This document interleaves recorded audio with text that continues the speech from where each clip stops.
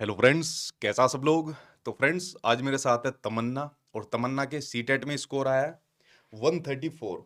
ठीक है, यहाँ पर आप लोग देख सकते हो 150 में से 134 नंबर आए हैं तमन्ना के। और तमन्ना ने इतना बड़ा स्कोर कैसे लिया उसके बारे में आज हमें खुद तमन्ना बताएगी। और उसके बाद बहुत से बच्चों की तमन्ना रहेगी कि हमारे भी इतने बड़ा स्कोर आए। ठीक है। और उसके साथ में एक चीज़ आपको और बताऊं, देखिए जो जो बच्चे आपके 130 प्लस लाते थे, तो पिछली बार मैंने इंटरव्यू नहीं लिए तो बच्चों ने कहा कि सर थोड़ा मोटिवेशन मिलता है, इसको स्टार्ट कर दीजिए। तो ये सीरीज अब दोबारा स्टार्ट रहेगी। जो जो बच्चे 130 प्लस लेकर आए, अभी काफ़ी बच्चों ने हमारे पास अपना रिजल्ट भेजा हुआ है। ठीक है।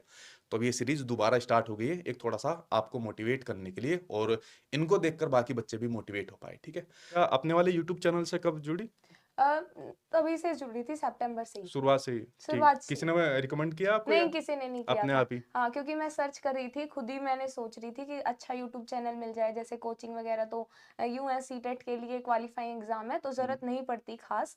तो मैं ऐसे ही ढूंढ रही थी यूट्यूब चैनल्स मिल जाएं, जहाँ रेगुलर क्लासेस अपलोड होती हूँ और मैं थोड़ी कनेक्टेड रहूँ लेटेस्ट चीज़ों से, ठीक है। इस हिसाब से। तो सीडीपी के लिए क्या क्या पढ़ा आपने? सीडीपी के लिए मैंने प्रीवियस ईयर पहले तो पेपर किए थे हम्म। सीटेट के, बहुत मतलब डेली करती थी मैं एक ठीक पेपर है।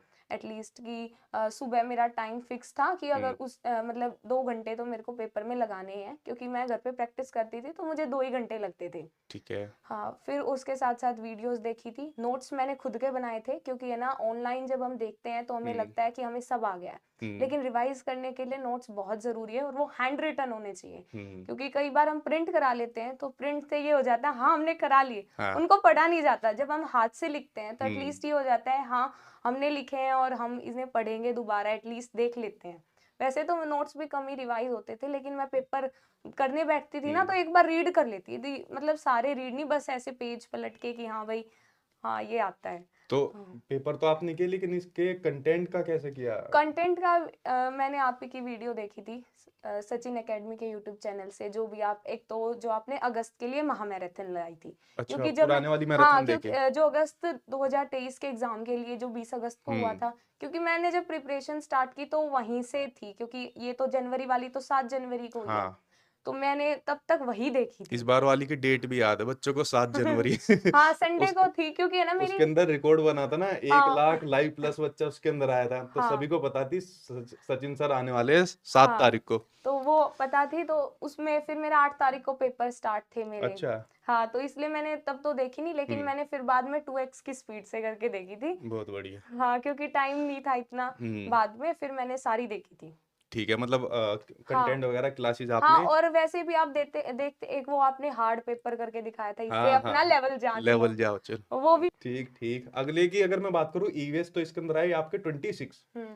तो इसकी तैयारी कैसे करी ईवीएस की? तैयारी तो फर्स्ट टू फिफ्थ, मतलब फर्स्ट टू फिफ्थ ईवीएस तो होती नहीं है, वो हम्म। थर्ड फोर्थ फिफ्थ की होती है। हम्म। उनकी ना देखो, आप सही कह रहे थे, आपने कहा था कि है ना उनके आगे के पेजेस पढ़ लेना हाँ लास्ट टाइम में, क्योंकि मेरे से ना पेडागोजी में मेरे को दिक्कत हो रही थी बार बार, हाँ। तो मेरे को लगा ये पेडागोजी की तो कोई बुक भी नहीं होती ईवीएस की, हम्म। क्योंकि और सब में मैं अच्छा स्कोर कर रही हूँ, ईवीएस में क्यों नहीं हो पाया। वो ऑब्जर्वेशन स्किल्स, वो नहीं हाँ, बता रहे, process skill. Process skills, demonstration, उनमें मैं हर बार अटक रही थी। फिर हम्म। मैंने ना लास्ट के 2-3 दिन रहते थे, मैं सोची और सब तो ठीक है, ये ईवीएस ना कम करा दे, तो हाँ, मैंने उनके आगे के पेजेस थे वो सारे पढ़े और थे। शुरुआत में लिखा है हाँ, एनसीईआरटी के। शुरुआत में ही लिखा है कि वो पेजेस 2-3 पेज है, हम्म। ज्यादा भी नहीं है। हाँ। वो मैंने थर्ड फोर्थ फिफ्थ के वही किए थे, ठीक है। अपनी पीडीएफ डाउनलोड करके, कि एटलीस्ट ये तो कर दूं पेडागोजी। ठीक और है। मैंने आपके नोट्स से ही बनाए थे।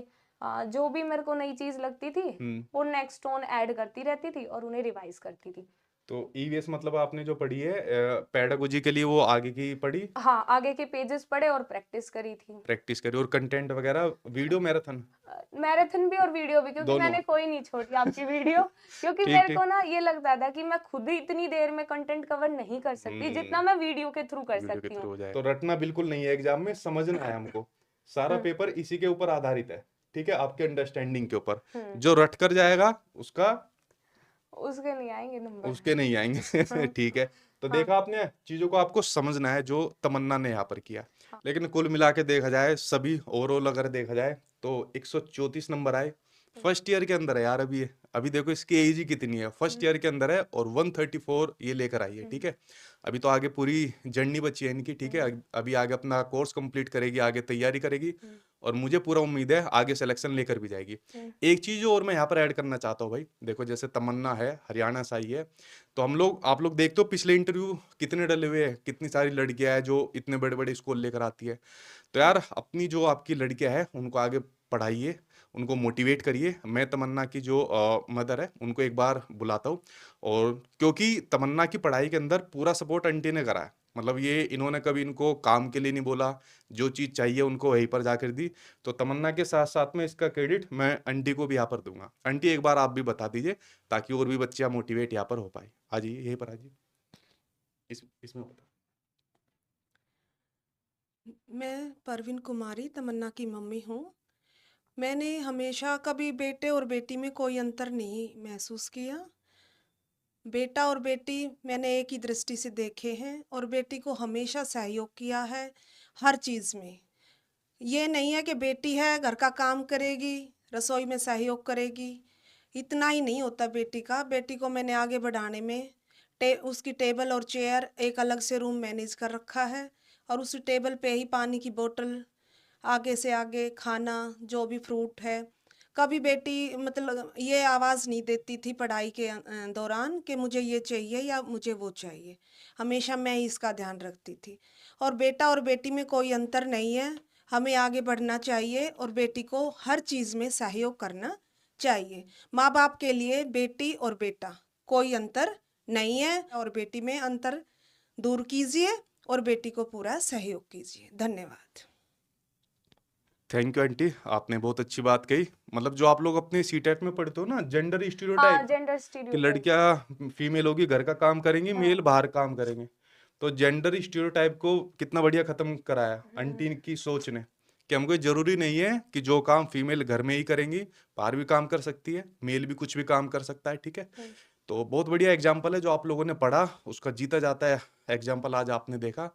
And wish you all the best Tamanna, thank आपके आगे के फ्यूचर के लिए। बाकी हम आपको सपोर्ट आगे करते रहेंगे, जिस भी एग्जाम के लिए आप लोग तैयारी करते रहेंगे।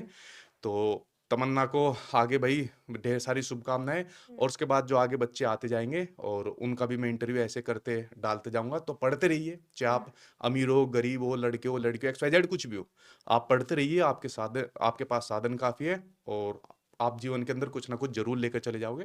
Thank you.